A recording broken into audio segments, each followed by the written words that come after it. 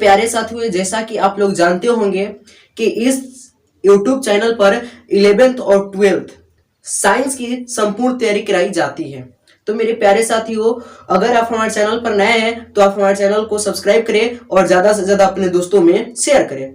तो मेरे प्यारे साथियों, यह जो वीडियो है यह 12th क्लास के लिए केमिस्ट्री का पहला चैप्टर है और इसका नाम है ठोस अवस्था। ठीक है, यह क्या है? ठोस अवस्था। तो मेरे प्यारे साथियों, ठोस अवस्था समझने से पहले आपको पदार्थ समझना होगा। आपको क्या समझना होगा? पदार्थ। मेरे प्यारे साथियों, जैसा कि आप लोग 11th और 9th दो कक्षाएं में आप लोग पढ़ चुके हैं कि पदार्थ क्या है। अगर नहीं भी पढ़े हैं तो कोई बात नहीं है, मैं आपको संपूर्ण जानकारी दूंगा। तो मेरे प्यारे साथियों, आप इस वीडियो में अंत तक अवश्य बने रहे। तो मेरे प्यारे साथियों, अगर आप 2024 में एग्जाम दे रहे हैं तो आपके लिए यह रामबाण साबित होगा। और यही तो एक चैप्टर है जो आपके बोर्ड एग्जाम में बहुत सारे प्रश्न पूछे जाते हैं, यहीं से पूछे जाते हैं। इसलिए आप इस वीडियो में अनंत तक बने रहिएगा। आपको संपूर्ण बोर्ड के माध्यम से सभी संपूर्ण क्वेश्चनों को बताई जाएगी। तो मेरे प्यारे साथियों, चलिए समझते हैं पदार्थ। देखिए, आप अपने अगल बगल, आप अपने आसपास जो कुछ देखते हैं, जो भी देखते हैं, वो सब पदार्थ है। आप अगर परिभाषा की बात करते हैं तो आप अगर अपने अगल बगल देखिएगा तो जो भी पदार्थ आपको दिखाई देगी, जो भी वस्तु आपको दिखाई देगी, उसमें कुछ ना कुछ भार होगा, वह कोई कुछ ना कुछ स्थान घेर रही होगी, वह अवरोध उत्पन्न कर रही होगी। उसी को बोलते हैं पदार्थ। क्लियर है कि पदार्थ क्या होता है? तो पदार्थ दुनिया की वे सारी वस्तुएं हैं जो स्थान घेरे, जिसमें भार है, जो अवरोध उत्पन्न करे, उन सभी को क्या कहते हैं? पदार्थ कहते हैं। यानी जो स्थान घेरता है, जिसमें भार होता है, जो अवरोध उत्पन्न करता है, जिसमें आयतन होता है, जिसमें आयतन होता है,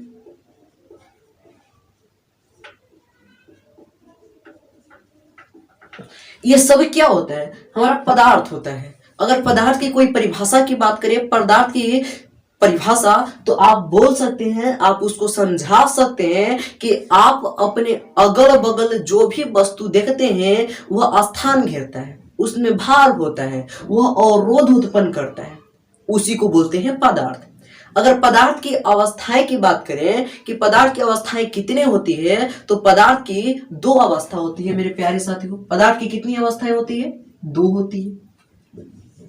पदार्थ की कितनी अवस्थाएं होती है? दो। कौन कौन? तो चलिए देखिए, पहला होती है भौतिक अवस्था, भौतिक अवस्था,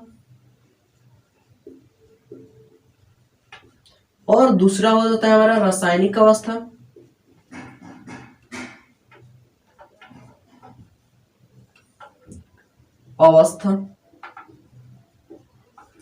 ठीक है मेरे प्यारे साथियों, पहला क्या होता है? भौतिक अवस्था, और दूसरा हो जाता है रासायनिक अवस्था। अब हम लोग डिटेल में समझेंगे कि भौतिक अवस्था क्या है। चूंकि हमने 11th क्लास में ही रासायनिक अवस्था के बारे में संपूर्ण जानकारी ले लिया है और ये हमारा जो चैप्टर है इसी भौतिक अवस्था के अंतर्गत आएगा। जैसा बात करते हैं कि पदार्थ की भौतिक अवस्था की, तो पदार्थ की भौतिक अवस्था 3 है। पदार्थ की भौतिक अवस्था कितने हैं? 3 है। पहला हो जाता है ठोस, द्रव और गैस। ठीक है, जैसा कि आप लोग ये जानते होंगे कि पदार्थ की भौतिक अवस्थाएं कितनी है? तो 3 है, ठोस, द्रव और गैस। पदार्थ की भौतिक अवस्था 3 है। पहला हो गया ठोस, जो कि हमारा चैप्टर का नाम है ठोस अवस्था। आगे बात, ये पदार्थ की ही कौन सी अवस्था है? भौतिक अवस्था है। तो आपसे ऑब्जेक्टिव में पूछा जाएगा कि जो ठोस अवस्था है वह पदार्थ की कौन सी अवस्था है? रासायनिक अवस्था है कि भौतिक अवस्था है? तो आप बताइए। भौतिक अवस्था है। ठोस पदार्थ की कौन सी अवस्था है? तो पदार्थ की भौतिक अवस्था है। That clear? अब देखिए, रासायनिक अवस्था की बात करें तो ये भी हमारी कितनी होती है? 3 होती है। देखिए, पहला हो जाता है तत्व, दूसरा होता है यौगिक, और तीसरा बात करते हैं तो ये हो जाता है हमारा मिश्रण। तो मेरे प्यारे साथियों, ये रासायनिक अवस्था के बारे में हमको थोड़ा सा भी इस चैप्टर में नहीं जानना है, जबकि हमको भौतिक अवस्था के बारे में हमको संपूर्ण जानकारी लेना है। तो मेरे प्यारे साथियों, आप लोग 11th क्लास में पढ़ चुके। अगर आप 11th क्लास में नहीं पढ़े हैं तो आप हमारे चैनल पर जाकर देख सकते हैं, रासायनिक अवस्था में वहां पर पढ़ा चुका हूं। तो मेरे प्यारे साथियों, इस सब को छोड़ते हैं और बढ़ते हैं भौतिक अवस्था की तरफ, क्योंकि जो हमारा ठोस अवस्था पहला चैप्टर है रसायन शास्त्र का, उसमें हमको भौतिक अवस्था ही इसी के बारे में हमको जानकारी लेना है। तो देखिए, हमने आपको बताया कि जो ठोस होता है वो क्या होता है, पदार्थ की भौतिक अवस्था है। पदार्थ की भौतिक अवस्था कौन सी है, तो ठोस है। इसमें तो कोई आप लोगों को डाउट नहीं होगा। तो अब चलिए बात करते हैं कि ठोस यानी ठोस क्या है। तो देखिए, ठोस ये कठोर होता है। ठोस क्या होता है, मान लीजिए हम एक ईंट लेते हैं, ये ठोस होता है। ईंट होते हैं, लोहे के कण ले लीजिए, ये सब क्या होते हैं, ठोस होते हैं। तो देखिए, इसके जो कण होते हैं, कण ये एक दूसरे से एकदम सघनता पूर्वक जुड़े रहते हैं। एक दूसरे से क्या होते हैं, सघनता पूर्वक जुड़े रहते हैं। ये हमारा हो गया ठोस। एक बात बताइए, ये कुछ स्थान घेर रहा है कि नहीं घेर रहा है, घेर रहा है, निश्चित है कि यह क्या कर रहा है, स्थान घेर रहा है। उसके बाद देखिए, उसके बाद ये क्या कर रहा है, इसका जो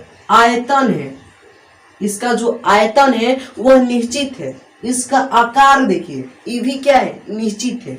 इतना बराबर है तो इसका आकार तो इतना ही है। इसमें कुछ ना कुछ वजन होगा, 1 kg है, 2 kg है, 3 kg है, 4 kg है, इसका कुछ भी वजन हो सकता है। तो इसका आयतन भी क्या है, निश्चित है। तो हम लिख सकते हैं ठोस का इसका आयतन और आकार, इसका आयतन और आकार दोनों निश्चित होता है।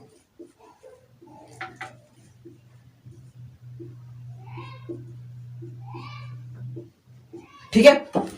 अगर बात किया जाए ठोस अवस्था की, तो पदार्थ की वह भौतिक अवस्था है जिसका आयतन और आकार दोनों क्या होता है, निश्चित होता है। देखिएगा, ये मोस्ट इंपोर्टेंट क्वेश्चन है, हमारे बोर्ड एग्जाम में बहुत बार पूछ दिया गया है कि ठोस अवस्था किसे कहते हैं।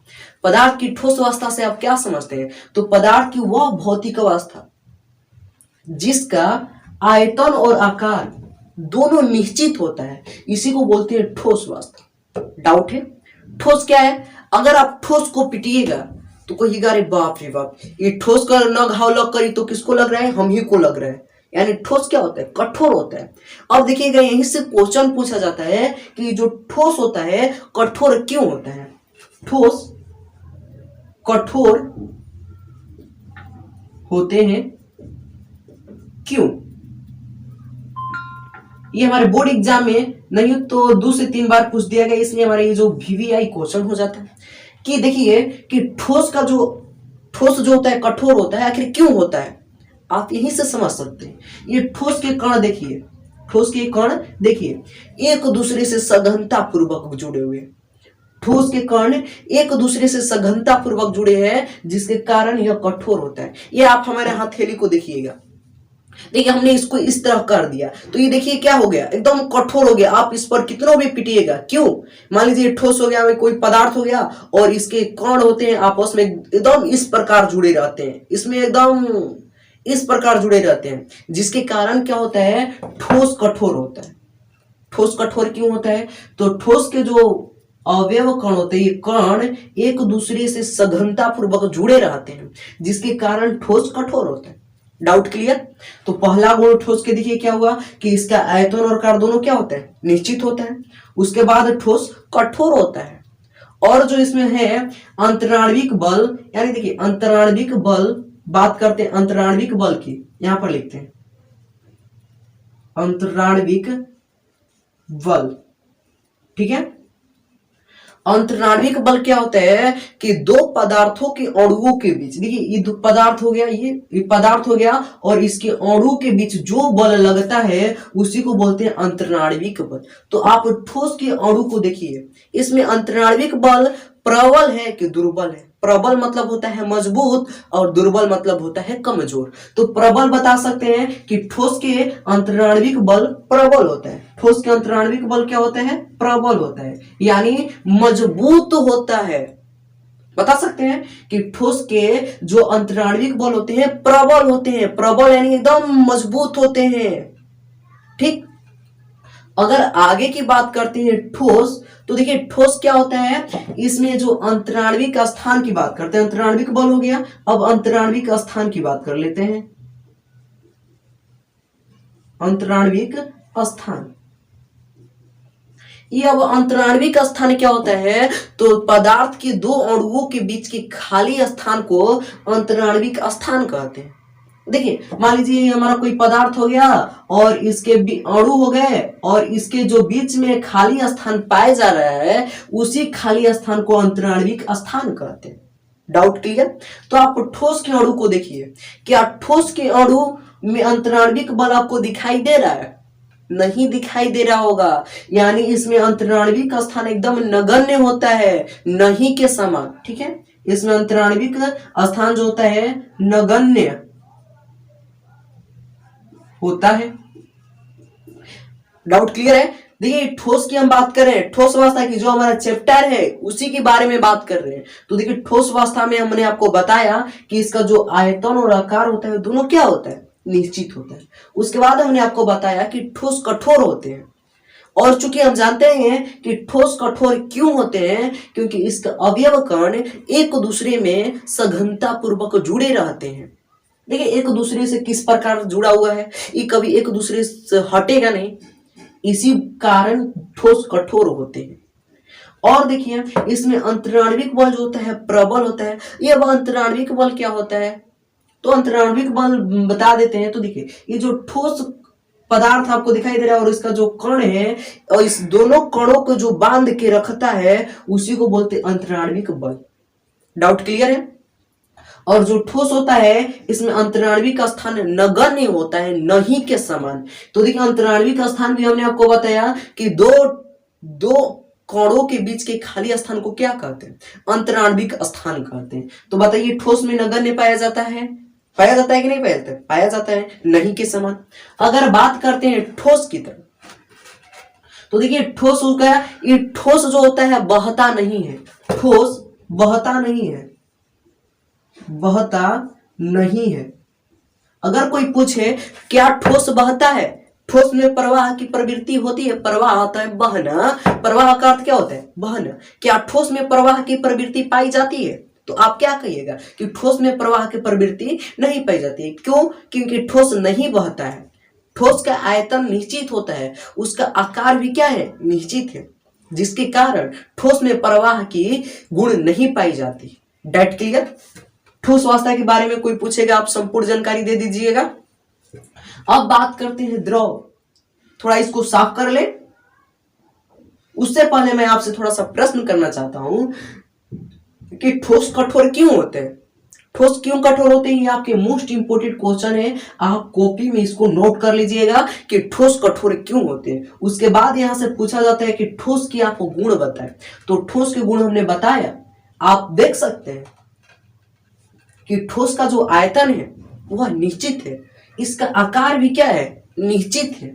उसके बाद यह क्या है? कठोर है। उसके बाद क्या है? अंतराण्विक बल इसमें प्रबल होता है, मजबूत होता है। उसके बाद हमने बताया कि इसमें अंतराण्विक स्थान जो होता है नगण्य होता है, नहीं के समान।